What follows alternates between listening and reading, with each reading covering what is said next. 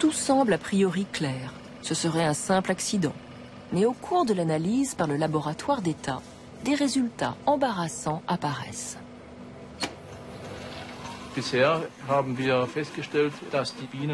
Jusqu'ici, nous avons trouvé que les abeilles ont une teneur en clothianidine d'environ 1 nanogramme par abeille.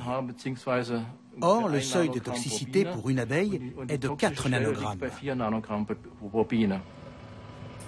Les abeilles autopsiées contiennent des doses de clothianidine 75% en dessous du seuil de mortalité officiellement établi. Il est probable que dans les circonstances données, cette substance soit en réalité plus toxique qu'on ne l'avait cru. C'est un point à éclaircir. Les résidus de clothianidine sont retrouvés dans la cire et le pollen. Le Bureau fédéral pour la protection des consommateurs et la sécurité alimentaire prend une décision exceptionnelle.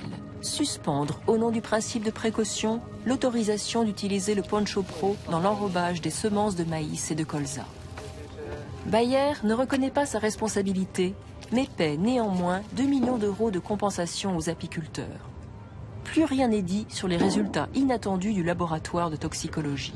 Mais de l'autre côté de la frontière, les apiculteurs sont certains que cette nouvelle famille de pesticides tue les abeilles, et pas par accident.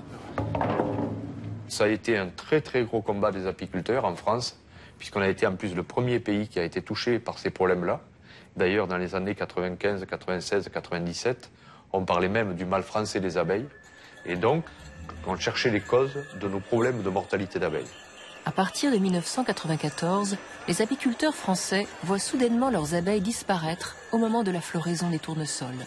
Les récoltes de miel diminuent de 60%. Quelque chose avait changé. Cette même année, Bayer avait introduit un nouveau pesticide néonicotinoïde systémique pour le traitement des tournesols, le gaucho, qui allait devenir leur produit le plus rentable. 556 millions de chiffres d'affaires par an. Les apiculteurs se battent pendant des années et réussissent enfin à se faire entendre par les plus hautes instances de l'État. L'INRA, le CNRS, le CETIOM, plusieurs organismes de recherche ont travaillé sur ce sujet. Le ministère a mis en place un comité scientifique et technique composé d'experts, où les apiculteurs n'ont pas participé.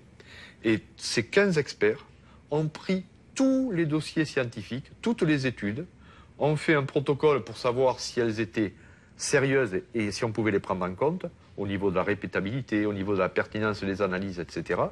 Et sur les 500 ou 450 ou 500 études, ils en ont gagné peut-être 150 ou 200. Et puis, ils ont observé les différents scénarios, comment l'abeille était exposée. Et ils ont conclu à un risque significatif pour les abeilles. Le gaucho, utilisé sur le maïs et sur le tournesol, est un néonicotinoïde, comme le Poncho Pro. Ce sont des pesticides systémiques qui sont placés sur la semence. Ils se diffusent à l'intérieur de la plante pendant sa croissance. Bayer affirme que le produit est inoffensif pour les abeilles, car son agent actif, l'imidaclopride, ne contamine ni le pollen ni le nectar. Mais des chercheurs de l'INRA trouvent des résidus de pesticides dans le pollen et le nectar de tournesol. Et des études de laboratoire démontrent que des doses aussi infimes que 3 parties par million d'imidaclopride affectent les abeilles. Face à ces contradictions, le ministère de l'Agriculture suspend le gaucho au nom du principe de précaution en 1999. La suspension est ensuite étendue à un autre neurotoxique, le régent, du groupe BASF Agro. Les suspensions pour le gaucho et le régent sont toujours en vigueur. Aujourd'hui encore, les firmes ne reconnaissent pas la toxicité de ces produits.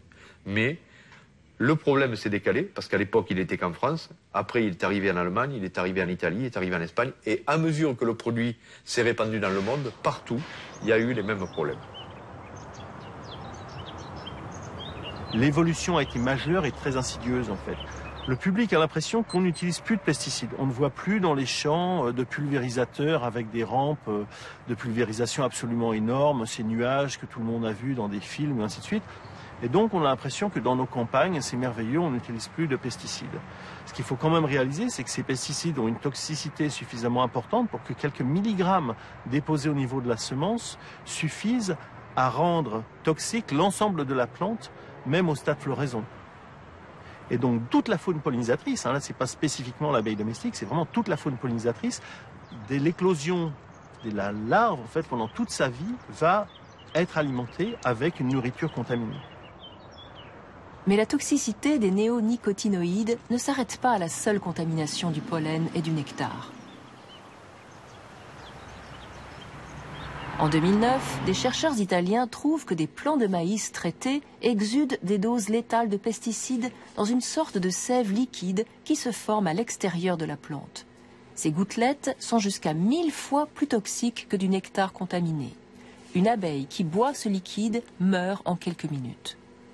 Bayer répond qu'il n'y a aucune preuve que les abeilles puissent être en contact avec ce liquide dans la nature, car produit par la plante au lever du jour, il s'évapore avant que les abeilles ne commencent à butiner. Bayer estime aussi que des expériences faites en laboratoire ne sont pas représentatives de ce qui se passe dans les champs. Les études en plein champ sont en effet difficiles.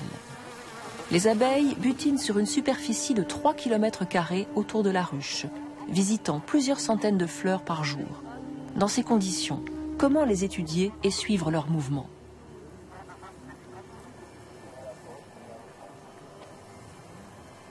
Le professeur Randolph Menzel a mis au point un système de détection par émetteur et radar, afin d'étudier la capacité d'apprentissage et de mémorisation des abeilles. Les scientifiques savent depuis longtemps que les abeilles communiquent entre elles en pratiquant une espèce de danse. Les mouvements de l'abeille danseuse indiquent la distance et la direction de la nourriture. Si les autres abeilles sont convaincues que l'information est bonne, elles iront en trouver la source.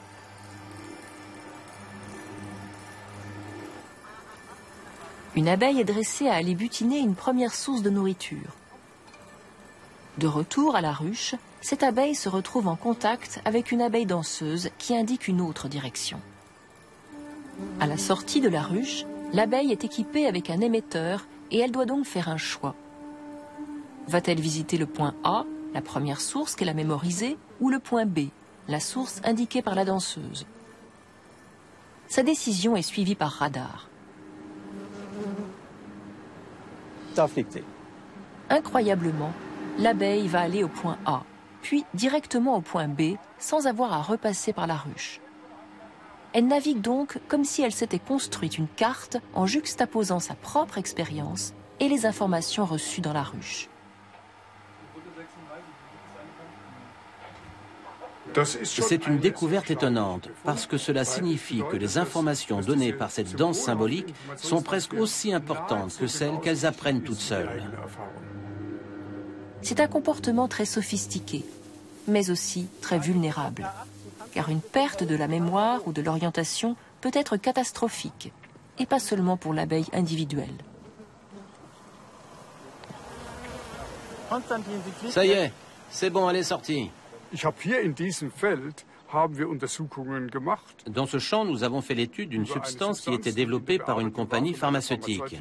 Je ne peux pas vous donner son nom. Et nous avons observé que cette substance affectait le système muscarinique-cholinéaire et handicapait les insectes au point qu'ils ne pouvaient plus naviguer. Les pesticides peuvent empêcher la formation de la mémoire. Et sans cette mémoire, l'abeille ne peut pas rentrer à la ruche et la colonie dans son ensemble risque de s'effondrer. Or, n'est-ce pas justement ce qui s'est passé aux États-Unis avec le CCD?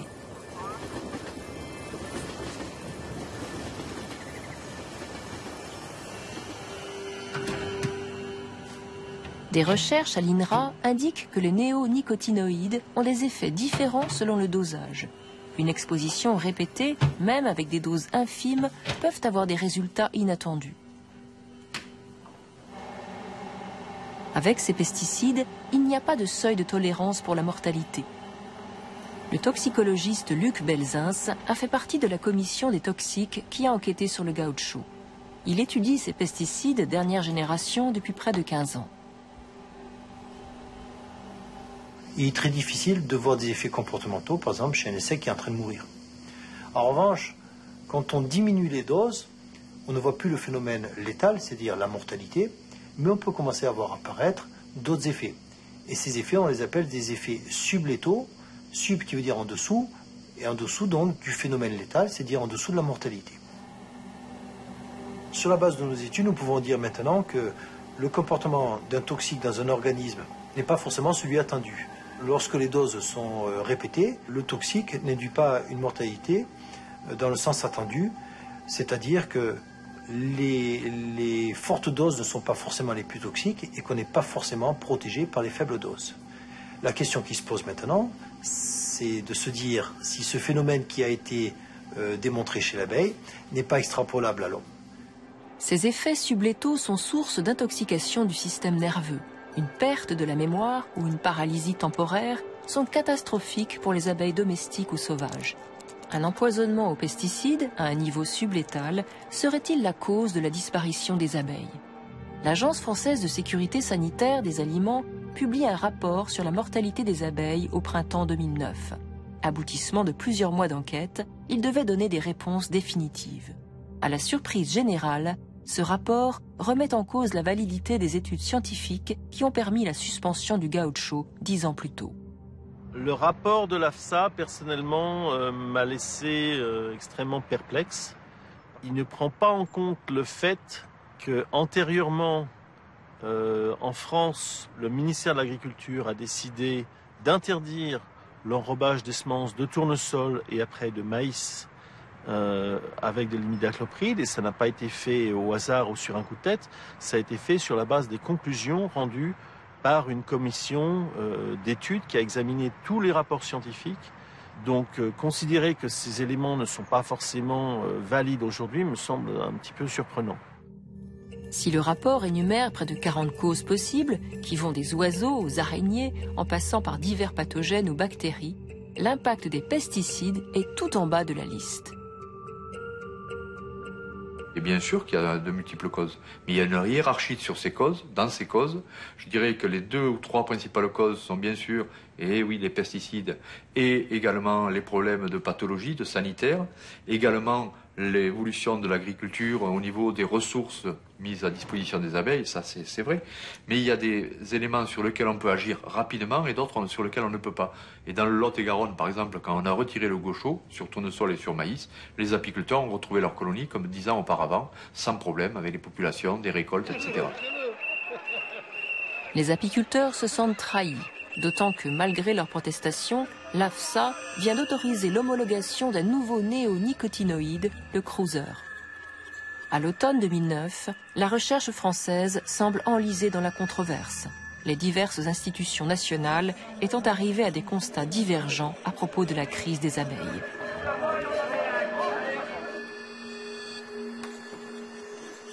Pendant ce temps, aux États-Unis, les travaux d'un des chercheurs sur le CCD, Marianne Fraser, prend un nouvel élan. La série de tests sur l'action des pesticides dans des ruches en plein champ, qu'elle conduit depuis plusieurs mois, montre que les abeilles sont continuellement exposées à de nombreux polluants chimiques. Et ce ne sont pas seulement les abeilles adultes qui sont affectées. Au début, nos questions étaient, retrouve-t-on tous ces pesticides dans la ruche, dans la nourriture des abeilles, dans la cire qu'elles fabriquent? La réponse est oui. Oui, ils sont dans la ruche. Dans certains échantillons de pollen, nous avons retrouvé jusqu'à 31 pesticides différents. En moyenne, nous en avons trouvé 6 par échantillon. En fait, les abeilles sont de très bonnes sentinelles de l'environnement. Elles attrapent à peu près tout ce qui se trouve dehors. Nous avons tendance à penser que les pesticides que nous disséminons dans la nature disparaissent. Et de toute évidence, c'est faux. Le séquençage du génome a révélé que les abeilles ont une faiblesse génétique immunitaire, mais aussi une faiblesse génétique pour la détoxification. Elles sont donc pratiquement sans défense face aux pesticides. Les interactions des différents produits chimiques retrouvés à l'intérieur de la ruche sont un danger d'une ampleur encore inconnue pour les abeilles. Nous avons les premières preuves qui montrent que les pesticides, lorsqu'ils sont combinés, ont un effet toxique en synergie. C'est-à-dire que 2 ou 3 pesticides contenus dans du pollen ingurgité par les abeilles ont un effet décuplé.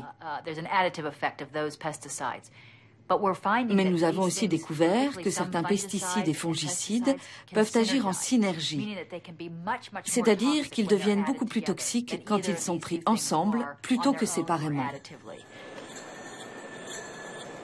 Automne 2009, au congrès d'Apimondia à Montpellier, le rôle des pesticides reste controversé. Un consensus s'est formé sur la réalité de causes multifactorielles, une combinaison de pertes d'habitat, de maladies, de parasites et de polluants chimiques. Mais comment tous ces éléments interagissent ensemble reste un mystère. Quasiment impossible à vérifier expérimentalement. Mais une nouvelle circule dans les couloirs. Une étude, pas encore publiée, démontrerait une synergie entre une des maladies et un pesticide. Ses auteurs sont américains, Jeff Pettis, du département américain d'agriculture, et son co-auteur, Dennis von Engelsdorp.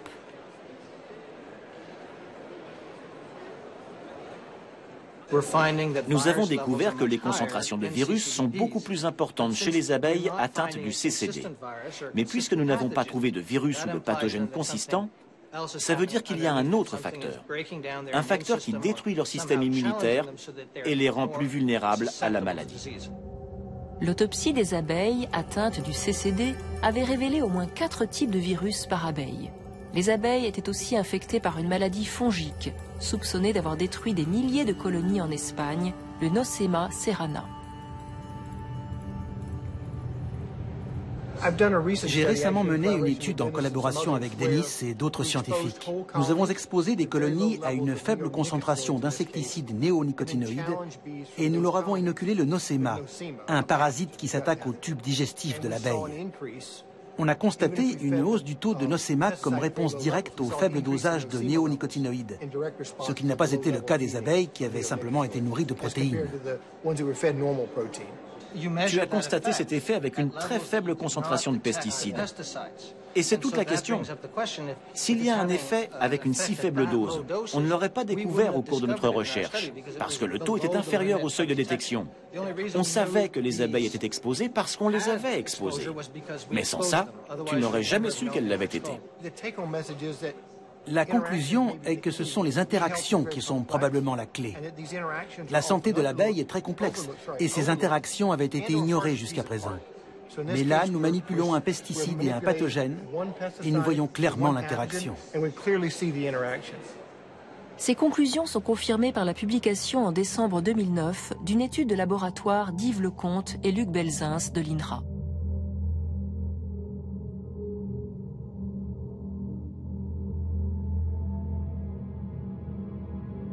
Même à des niveaux indétectables, les pesticides néonicotinoïdes affaiblissent l'immunité de l'abeille.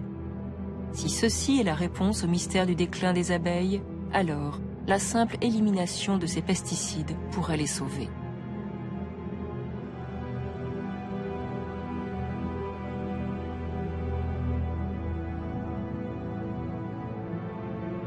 Ou bien est-ce trop tard ? Comment quantifier ou contrôler des pesticides qui polluent le sol à des niveaux indétectables? Comment en confirmer l'élimination? L'agriculture industrielle a besoin de milliards d'abeilles, mais les abeilles ne peuvent survivre dans l'environnement qui résulte de l'agriculture. Quel choix nous reste-t-il? Et qui fera ce choix? Pour le moment, les abeilles sont devenues des ouvrières jetables. Mais l'industrie et une certaine science ont déjà prévu que le futur sera un monde sans abeilles. Il est possible d'identifier des formes de gènes qui donneraient des avantages spécifiques, puis d'utiliser la manipulation génétique pour implanter ces gènes dans l'abeille. Bien sûr, c'est une science très nouvelle. Mais nous devons faire très attention avec ce genre d'approche, car nous savons que les gènes ont des fonctions multiples.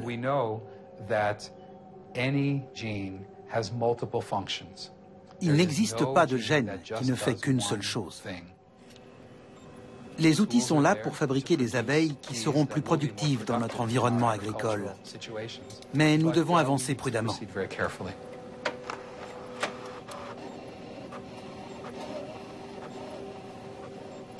Il y a des solutions technologiques et mécaniques pour continuer à offrir un service de pollinisation. Il pourrait y avoir des robots abeilles dans le futur. Je pense que nous n'avons pas suffisamment exploité les possibilités technologiques. Nous avons trop négligé la question de la pollinisation. En termes de biologie et de technologie, il nous reste beaucoup d'options. Il faut juste pouvoir les développer.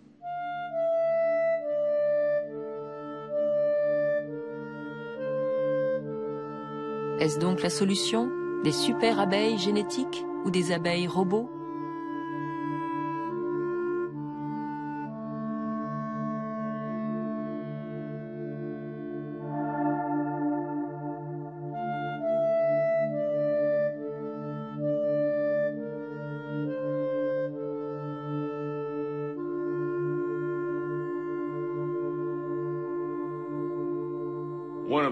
Mon point de vue et celui de nombreux scientifiques est que notre plus gros problème au niveau mondial, c'est que nous avons fait l'erreur d'opter pour une agriculture technologique avec un développement et une surintensification de la monoculture sur une trop grande partie de la planète. Nous n'avons pas fait attention à la diversité génétique des cultures et nous avons tellement abusé des fertilisants et des pesticides que nous avons aggravé nos problèmes. Les plus grands dégâts écologiques dont l'humanité est responsable sont liés à l'agriculture. Autrefois, les mineurs apportaient un canari dans une cage quand ils descendaient sous terre. Si l'oiseau mourait, les mineurs savaient que l'air de la mine était devenu dangereux. Les abeilles sont bien plus sensibles aux poisons environnementaux que les humains. Elles sont des sentinelles de l'environnement.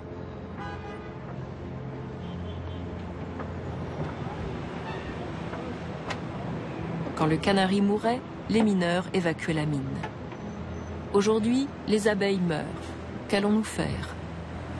D'ores et déjà, les apiculteurs et leurs abeilles ont trouvé refuge dans les villes.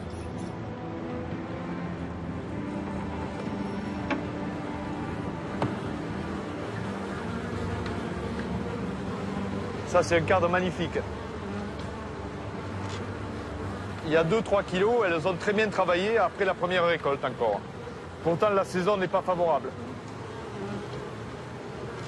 Les abeilles se portent mieux ici, en cœur de ville, que dans les zones de grande culture.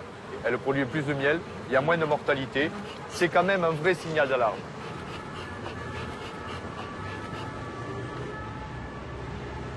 Et l'abeille est devenue d'une modernité absolue.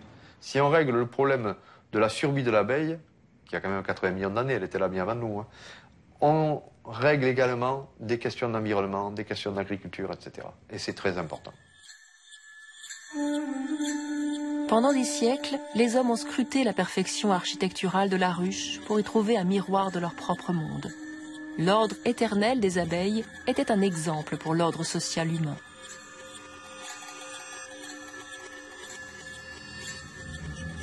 Dans une centaine d'années, quand les hommes regarderont en arrière et imagineront ce que c'était de vivre dans un monde avec des abeilles, comment imagineront-ils l'univers de la ruche ?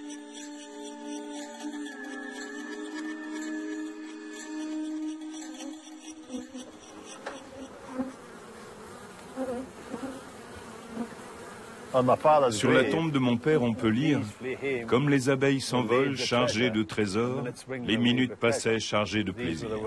C'est de Robert Burns. Comme les abeilles s'envolent chargées de trésors, les minutes passaient chargées de plaisir. Cela évoque l'usage thérapeutique qu'on faisait des abeilles.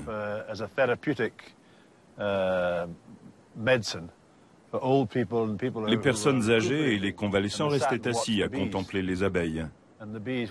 Les abeilles passaient leur temps à travailler et ça rendait les gens heureux de les regarder.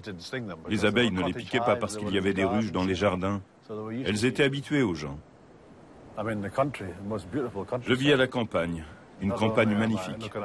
Je m'occupe des abeilles et je communique avec les gens du coin. On forme une communauté de campagne.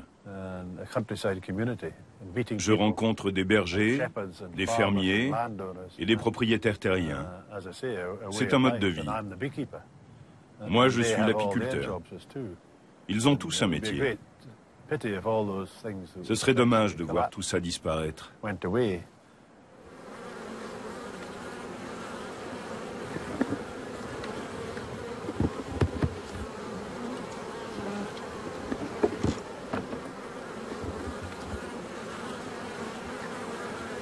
Voilà la reine. Regarde, c'est magnifique, non? Elle a peur. Elle n'aime pas être exposée. Comme elle est belle.